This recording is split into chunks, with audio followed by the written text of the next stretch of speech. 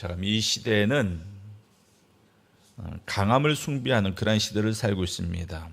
그래서 제가 자랄 때만 해도요, 겸손하고 양보하고 뭐 그런 걸 배웠어요. 그런데 지금 이 시대는 아이들에게 물러서지 마라, 양보하지 마라, 약한 모습 보이지 마라, 그렇게 아이들을 가르칩니다. 그리고 뭐 미디어를 어디를 봐도 성공한 사람, 완벽한 일상, 아주 자신감이 뿜뿜 솟아나는 그러한 사람들, 학생이 되었던 직장이 되었던 그런 모습들을 보여주고 있습니다. 그래서 우리가 무의식 중에 그런 모습이 좋은 모습이구나, 그렇게 살아야 되는구나, 그렇게 우리가 세뇌를 당하고 있습니다. 그래서 그래요, 약한 모습을 보이면 안 돼. 우리는 다 약한 부분이 있거든요. 약한 부분인데 절대 약한 모습을 보이면 안 돼. 그건 꽁꽁 감춰야 돼. 상처받는 티를 내면 안 돼. 그리고 너의 그 강한 모습, 자신만만한 모습, 이런 모습을 드러내야 돼. 이렇게 우리가 세뇌하고 또 세뇌당하고 그렇게 교육하고 그렇게 교육받으면서 그렇게 살더라는 것입니다. 그래서 많은 사람들이 다 상처를 가지고 있고 아픔을 가지고 있음에도 불구하고 공동체 안에 들어가면 마치 상처가 없는 척, 아프지 않은 척, 강한 척 그렇게 살아가더라는 것입니다. 교회에서도 마찬가지예요. 성도님이 분명히 아픔이 있고 고통이 있습니다. 그러면 자기 아픈 모습을 그대로 드러내면서 내가 이렇게 아픕니다, 내가 이렇게 힘듭니다, 나를 위해서 기도해 주십시오, 이게 바른 모습 아니겠습니까? 근데 절대 그렇지 않은 척, 절대 안 그런 척, 자기 아픈 모습은 절대 이야기 안 하고 대신 다른 사람이 아파할 때 또 열심히 찾아가면서 도와주고 기도해주고, 근데 자기 아픈 모습은 절대 드러내지 않아요. 근데 이 성경은 이 세상의 논리와 정반대되는 그런 하나님의 마음을 우리에게 보여주고 있습니다. 세상이 강함을 드러내라 할 때, 너희 모든 상처를 숨겨라 말할 때 하나님은 상처 입은 자를 품으십니다. 세상이 완벽함을 기하고자 할 때 예수님은 지치고 부족한 자들을 품고 가시더라는 것입니다. 이사야장 42장 1절로 4절 말씀은 이사야서의 네 편의 종의 노래가 나와요. 네 편의 종의 노래가 나오는데 그 중에 첫 번째 노래입니다. 그래서 이 노래는 장차 오실 메시아 여호와의 그 종에 대한 모습을 그리고 있습니다. 당시 사람들이 원하는 메시아의 모습은 어떤 사람이었습니까? 강한 왕, 정복자, 그런 모습의 메시아를 원했습니다. 그래서 예수님께서 처음 이 땅에 와서 막 기적을 베풀고 죽은 자를 살리고 했을 때 그들을 환호했던 거예요. 드디어 강력한 왕이 왔구나, 우리를 로마의 압제에서 우리를 해방시킬 정복자와 같은 강력한 왕이 우리에게 세워지는구나. 그러면서 예수님을 막 그들이 환영하고 예수님을 왕으로 삼으려고 했었습니다. 근데 예수님께서 그들의 가르친 내용은 무엇이었습니까? 아니다, 나는 죽어야 한다, 십자가를 말씀하시고 낮아져야 된다, 이런 것들을 말씀했을 때 그들은 금방 예수님으로부터 마음을 돌리고 되레 예수님을 십자가에 못 박아라 이렇게 외치지 않았습니까? 그러니까 성경이 말하는 메시아의 모습은 정반대입니다. 소리치지 않고 목소리를 크게 내지 않고 그리고 강함보다는 온유함을 드러내는 그러한 모습의 메시아를 성경이 말씀하고 있습니다. 2절 말씀을 보십시오. 그는 외치지 아니하며 목소리를 높이지 아니하며 그 소리를 거리에 들리게 하지 아니하며. 고대 근동의 왕들은 자신의 위엄을 드러내길 좋아했습니다. 어디 행차할 때 또 전쟁 중에 돌아올 때 자신의 승리를 외쳤습니다. 자신의 그 권위를 아주 드러냈었습니다. 그래서 많은 신하들을 앞세우면서 자기의 나갈 길을 예비시켰습니다. 왕이 지나가신다, 통치자가 지나가신다면서 외치면서 자기의 존재를 드러내고 자신의 강함을 드러냈다라는 것입니다. 그런데 여호와의 종, 하나님의 종은 어떻게 했습니까? 외치지 않았다, 목소리를 높이지 않았다, 이렇게 성경이 말씀하고 있습니다. 조용히 다가왔다, 조용히. 이는 오늘 우리 시대와 크게 다르지 않습니다. 세상은 여전히 우리에게 크게 외치라고 말합니다. 너의 부족함은 감추고 너의 강함을 드러내라, 너의 약점은 철저히 숨겨라, 상처받은 모습 보이지 마라, 버림받는다, 퇴보한다, 쇠퇴한다. 상처받는 모습을 보이면 너는 그냥 밀려날 것이다. 그렇게 말합니다. 근데 하나님은 뭐라고 말씀하신다고요? 하나님 우리의 강함을 보기를 원치 않는다라는 거예요. 우리의 강함과 우리의 완벽함을 요구하지 않고 우리의 상처를 품으시는 하나님, 그러한 하나님을 성경이 우리에게 말씀하고 있습니다. 그래서 시편 34편 18절 말씀 보면 이러한 말씀이 있습니다. 시편 34편 18절 말씀 우리 함께 봅니다. 여호와는 마음이 상한 자를 가까이 하시고 충심으로 통회하는 자를 구원하시는도다. 자, 하나님이 가까이 하시는 사람은 마음이 상한 자, 마음이 고든 자, 마음이 단단한 자, 마음이 강한 자, 이런 사람이 아니라 마음이 상한 자를 가까이 한대요. 여러분들 주변에 마음이 상한 사람이 있어요. 마음이 강한 사람이 있고 마음이 상한 사람이 있습니다. 마음이 상한 사람에 가까이 하고 싶고요? 아니에요. 피곤해요. 마음이 상한 사람은요, 함께하는 사람들의 심령도 힘들게 합니다. 마음이 상한 사람은 되도록 가까이 하고 싶지 않아요. 마음이 온전한 사람, 마음이 건강한 사람, 마음이 강한 사람, 그런 사람과 가까이 하고 싶지 누가 마음이 상한 사람과 가까이 하고 싶겠습니까? 근데 하나님이 그런데요. 마음이 상한 자를 가까이 하시고 충심으로 통회하는 자를 구원하시는도다. 통회한다. 자복하며 회개하며 막 눈물 흘리는 그런 모습. 우리는 기뻐하는 사람, 충만한 사람, 그런 사람과 같이 있길 좋아하지 막 만날 때마다 통회하는 사람 같이 있고 싶겠습니까? 아니에요. 그런데 하나님은 그러한 자를 구원하신다 말씀하고 있습니다.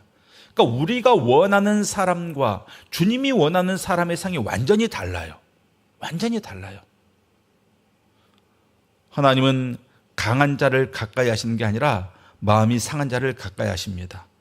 세상의 기준으로 약한 자, 단점이 있고 세상의 기준으로 실격이지만 하나님의 기준으로는 그 약함이야말로 하나님을 만나는 그런 기준이 되더라는 것입니다.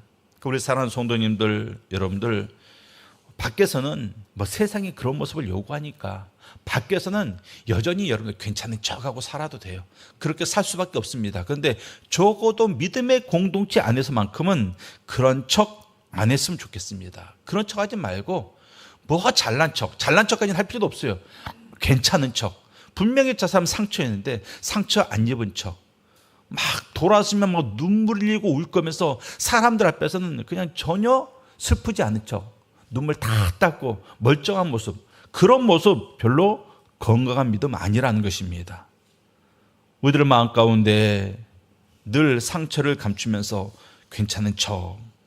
이것은 자기 자신의 모습, 자기 자신의 낮아진 모습, 부족한 모습, 깨어진 모습보다는 온전한 모습을 더 원하고 더 강한 모습을 즐거워하는 어떻게 보면 교만의 모습일 수도 있습니다.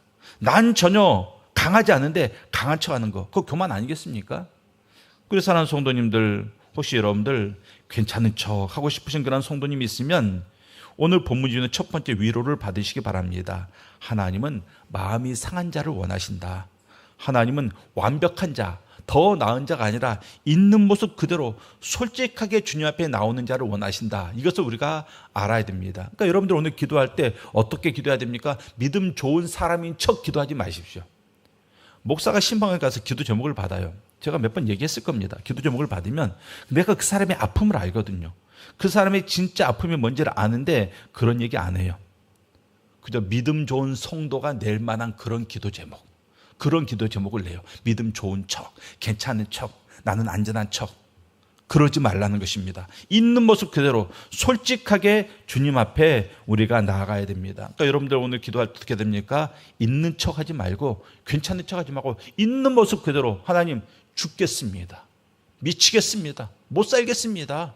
너무나도 아프고 힘듭니다.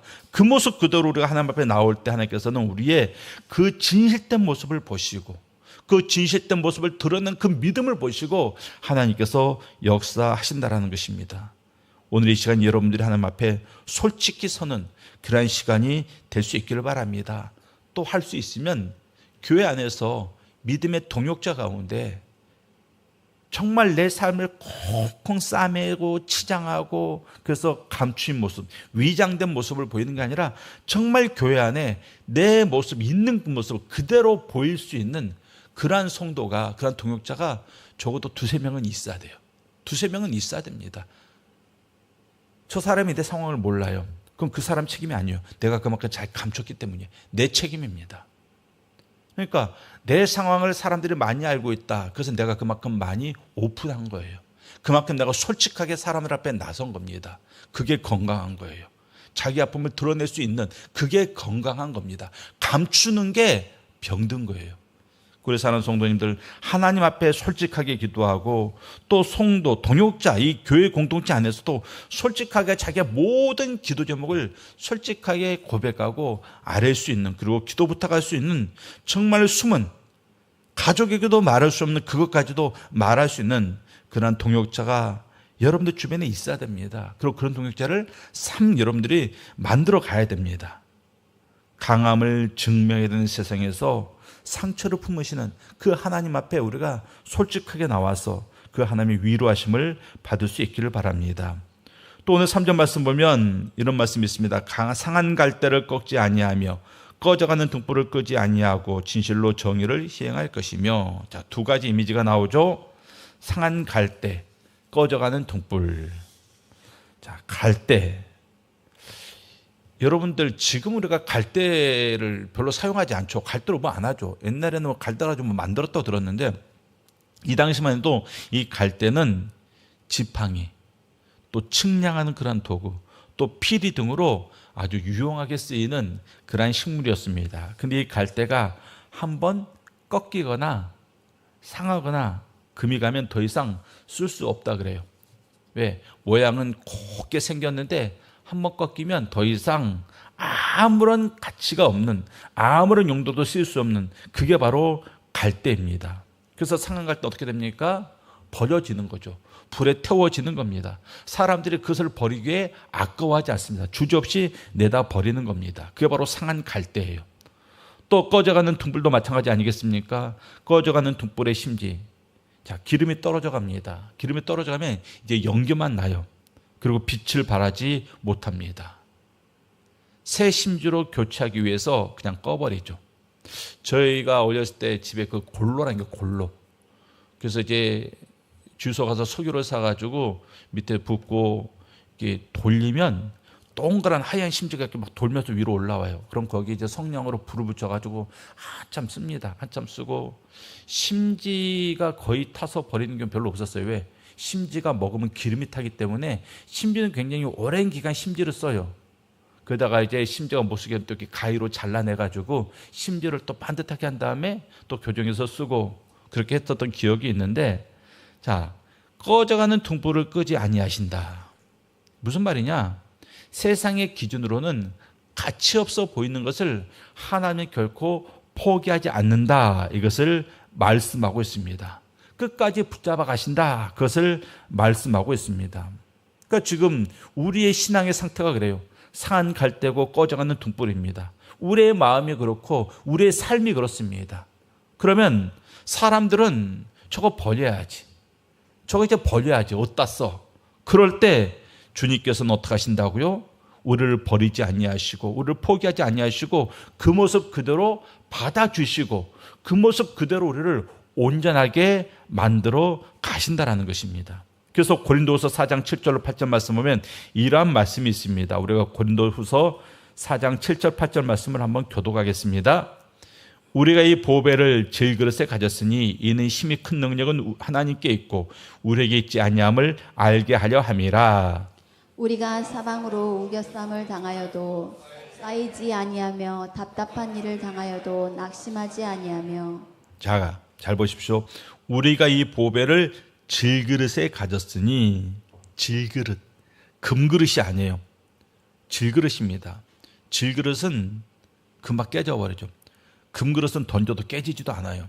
좋은 것들은 튼튼합니다. 그런데 질그릇은 약한 거예요. 싸구려입니다. 조금만 충격가도 깨지고 맙니다. 그러한 질그릇에 보배를 가졌으니, 그러고 나서 우리가 사방으로 우겨쌈을 당하여도 쌓이지 아니하며 답답한 일을 당하여도 낙심하지 아니하며. 나는 비록 한쪽 귀퉁이가 깨어져 나간 질그릇 같고 금이 간 질그릇 같은 가치 없는 존재이지만 그 안에 무엇을 담았다고요? 보배를 담았다. 보배를 담았기 때문에 나는 이제 우겨쌈을 당하여도 쌓이지 않냐고 답답한 일을 당해도 우리가 낙심하지 않는다. 우리가 질그릇인데 우리 안에 너무나 귀한 보배 예수 그리스도를 담았기 때문에 그 예수 그리스도로 말미암아 이제 더 이상 우리는 초라하고 약한 존재가 아니다. 우리는 강한 존재다. 가치 있는 존재다. 이것을 말씀하고 있는 겁니다. 우리 성도님도 살면서 자신이 너무나 초라하게 느껴질 때가 있죠. 그래, 나는 상한 갈대지. 나 같은 인간을 누가 써? 나 같은 인간을 어디다 써? 그런 생각이 들 때 주님은 상한 갈대를 꺾지 아니하시며 상한 갈대 다 내다 버립니다. 그런데 상한 갈대를 귀하게 여기시는 분 딱 한 분이에요. 주님. 그러니까 내가 상한 갈대처럼 무가치하게 여겨질 때 우리는 어디로 가야 됩니까? 주님께만 가면 되는 거예요. 주님께만 가면 됩니다. 나를 가치 없다 여기는 세상에 가지 말고 사람들한테 가지 말고 그 주님께 가는, 그래서 주님은 상한 갈대를 꺾지 아니하신다. 이 말씀을 붙잡고 날마다 우리의 인생을 주님께 가까이 나아가고 주님과 동행하는 우리 성도님들이 되시기를 바랍니다. 또 우리가 전에 한번 봤던 말씀입니다. 마태복음 11장 28절 29절 말씀 한번 보도록 하겠습니다. 마태복음 11장 28절 29절 말씀. 자, 28절 29절 말씀을 또 교독합니다. 수고하고 무거운 짐진 자들아 다 내게로 오라. 내가 너희를 쉬게 하리라. 나는 마음이 온유하고 겸손하니 나의 멍에를 메고 내게 배우라. 그리하면 너희 마음이 쉼을 얻으리니. 자, 잘 보십시오. 28절에서도요 쉼에 대해서 말해요. 쉬게 하리라. 29절에서도요 쉼을 얻으리니 쉼에 대해서 말합니다. 너희는 쉬어야 된다. 너는 지쳤다. 너는 지금 힘들어한다. 너희들은 너무나 큰 짐을 지고 있다. 인생 자체가 너무나 수고롭다. 이제 너희가 쉼을 얻어야 된다. 그러는데 그 쉼을 얻는 방법에 대해서 뭐라고 말씀하고 있습니까? 나의 멍에를 메고 내게 배우라. 멍에를 메는 게 쉼을 얻는 거예요. 아니죠. 우리가 생각하기에 멍에를 메는 건 쉼을 얻는 게 아니에요. 쉼을 얻는 것은 멍에를 다 벗어버리는 것. 이게 쉼을 얻는 것인데 성경은 멍에를 메고 내게 배우라. 그리하면 너희 마음이 쉼을 얻으리니. 그러니까 우리가 흔히 생각할 때 멍에하면 어떤 억압적인 굴레를 우리가 연상합니다. 그런데 당시 이 농경사회에서 멍에는 우리나라는 소 한 마리가 멍에를 매요. 근데 당시 이 고대 근동에서는 소 두 마리가 멍에를 맵니다. 소 두 마리가 멍에를 매는데 어떻게 소 두 마리를 짝을 짓느냐? 어린 소는 어른 소. 그러니까 힘이 부족하고 경험이 없는 어린 소는 힘이 강하고 경험이 많은 어른 소와 나란히 짝지어서 멍에를 매게 합니다. 그렇게 함으로써 어린 소가 혼자 힘든 일을 감당하지 아니하고 함께한 그 경험이 많은 어른소의 힘과 방향을 따라가면서 그 멍에를 매는 것 자체가 쉼이 된다라는 거예요. 배움이 된다라는 것입니다. 혼자 멍에를 매는 것은 너무나도 큰 짐인데 그 멍에를 그분이 같이 지어주는 거예요. 그 힘센 경험이 많은 어른소가 같이 멍에를 메어주는 겁니다. 그러므로 말미암아 내 멍에를 함께 지는 거죠. 그래서 혼자 멍에를 지고 갈 때 너무나도 고통이었지만 그 소와 같이 멍에를 짐으로 말미암아 이제 내가 배우고 쉼을 얻는 것처럼 우리 인생의 멍에가 너무나도 무거운데 너희 혼자 무거운 짐 지고 가지 말고 내게로 와서 나의 멍에를 메고 내게 배우라. 나와 함께 멍에를 메자. 그러면 너의 그 멍에 무거운 짐을 내가 감당하겠다. 이것을 주님께서 말씀하고 있는 겁니다. 그러니까 이 나의 멍에를 메고 내게 배우라. 이 말씀은 내가 혼자 짊어져야 할 짐, 그 짐에 또 하나의 짐을 추가하는 게 아니라 내 짐을 주님께서 함께 지어줘 주겠다. 이것을 말하는 겁니다. 그러니까 내게로 와서 나의 멍에를 메고 내게 배우라. 이것은 나와 동행하자. 그것을 말하는 거예요. 나와 동행하자. 나와 같은 멍에를 메고 나와 같은 방향으로 나와 보조를 맞추어서 나랑 같이 가자. 그것을 말하는 겁니다. 멍에를 맸기 때문에 누군 빨리 가고 누군 천천히 가고 못해요. 같이 가야 됩니다. 속도도 같고 방향도 같습니다. 주님과 그렇게 같이 가자라는 거예요. 그러면 내가 너의 모든 짐들을 내가 담당하겠다. 너의 길을 내가 인도하겠다. 그것을 주님께서 말씀하고 있는 겁니다. 그러할 때 너에게 무엇이 있다? 쉼이 있다. 이렇게 말씀하고 있습니다. 그러면서 30절에 이렇게 말합니다. 이는 내 멍에는 쉽고 내 짐은 가벼움이라 하시니라. 짐 자체가 가벼운 게 아니죠. 짐 자체가 가벼운 게 아니라 그 짐을 주님이 우리와 함께 지시기 때문에 가볍다. 이것을 말씀하고 있는 겁니다. 우리가 신앙생활 할 때 착각하는 게 있어요. 신앙생활 하는 거, 직분 이런 것들을 짐으로 여길 때가 너무 많이 있다는 것입니다. 맞아요. 힘들죠. 힘들어요. 감당이 어려울 때가 있습니다. 이건 짐이야. 아유, 할 일이 또 늘었네. 시간 많이 뺏기겠네. 그런데 참된 신앙은 짐을 더하는 것이 아니라 이미 지고 있는 짐을 예수님과 나누어지는 겁니다. 나누어지는 겁니다. 우리가 그 비밀과 그 원리를 배워야 됩니다. 그러니까 예수님께서는 절대 우리가 홀로 가는 것을 원하지 아니하세요. 홀로 가도록 내버려 두지도 않습니다. 우리와 함께 나란히 멍에를 지기를 지금 원하고 있습니다. 그래서 주님께서는 멍에를 이미 하나 지고 계세요. 그 옆에 멍에가 비어 있습니다. 누구 자리입니까? 우리가 그곳에 와야 되는 거예요. 또 우리는 그곳에 오지 않고 계속해서 뭐합니까? 자기 멍에 자기 가지고 자기 혼자서 뭐 해보겠다고 계속 저쪽에서 그냥 자기 혼자 빨빨빨빨 그러면서 왔다 갔다 합니다. 그러다가 지쳐 쓰러지고 넘어지고 막 코 깨지고 피 흘리고 그렇게 살더라는 것입니다. 그러지 마라. 여기 와서 내 멍에를 같이 매자. 그 멍에만 같이 매면 다 되는데 우리는 그것을 못하더라는 것입니다. 그래서 하는 성도님들 여러분들이 이번 한 주간 살아가면서 정말 이거 힘들구나. 정말 인생 만만치 않구나. 정말 삶이라는 게 고역이구나 싶었던 그런 삶의 모습들이 분명히 있었을 겁니다. 그거 뭐 해야 됩니까? 이 시간 주님께 다 내려놓고 주님의 멍에를 져야 됩니다. 주님, 내 짐을 주님께 내려놓습니다. 저는 주님의 멍에를 함께 지기를 원합니다. 그럼 주님께서 그 모든 것들 친히 담당해 주시겠다고 성경에서 그렇게 말씀하시고 우리도 그렇게 많이 들었잖아요. 우리가 주님 앞에 그 짐을 내려놓을 때 주님께서 외면할 만한 짐은 아무것도 없어요. 여러분들의 자녀 문제, 건강 문제, 직장 문제, 경제적인 문제 어느 것 하나 주님께서 그거 내가 같이 못 지지. 그것은 내가 사양해. 그런 문제는 하나도 없다라는 것입니다. 그러니까 남김없이 주님께 다 맡기고 홀로 해결하려고 하지 말고 주님 오늘 이 짐을 나와 함께 메어주시옵소서. 제가 주님과 함께 주님의 멍에를 매기를 원합니다. 이 모습으로 우리가 이 시간 주님께 기도하고 주님께 맡기고 또 주님의 멍에를 함께 지는 그런 모습으로 나가야 될 것입니다. 자, 그러면 앞에서 우리가 계속 말했던 내용들이 있죠. 그 내용들을 종합하면 결국 이것입니다. 신앙생활 버티면서 살지 말아라. 버티기가 아니라 주님께 맡겨라입니다. 이악 물고 견뎌라가 아니라 그냥 주님께 나아가서 주님께 맡겨라. 이것을 말씀하고 있습니다. 우리가 어떻게든 버텨보려고 그래요. 어떻게든 견뎌보려고 합니다. 버틸 수 있고 견딜 수 있으면 버티고 견디는 게 좋죠. 근데 버티고 견디면서 뭐합니까? 죄져요.